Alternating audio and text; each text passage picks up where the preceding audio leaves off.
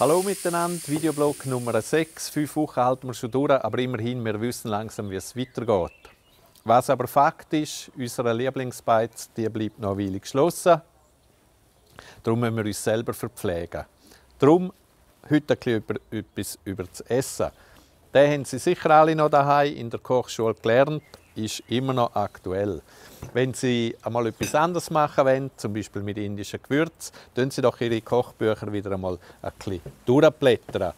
Ganz wichtig aber ist eine ausgewogene Ernährung. Kommt auch ein bisschen darauf an, wie viel wir uns bewegen. Das haben wir ja anfangs dieser Woche schon gelernt.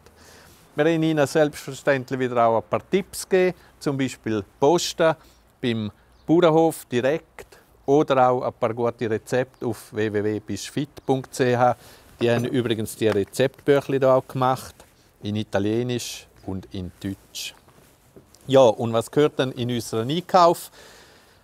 Es ist ja Frühling, farbig und gesund und abwechslungsreich und ausgewogen soll es sein. Salat, die riesen Rüebli, die wir kriegen, die haben noch mit einer kleinen Fleischbeilage.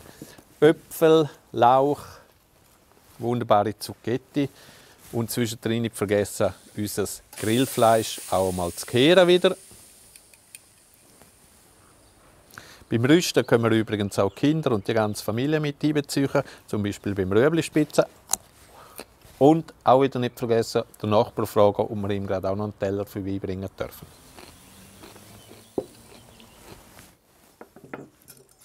So, wir sind bereit. Ein guter Miteinander. Wir sehen uns am Montag wieder.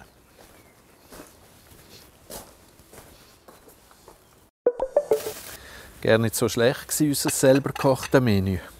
Aber zum Glück ist Freitag. Feierabendbier.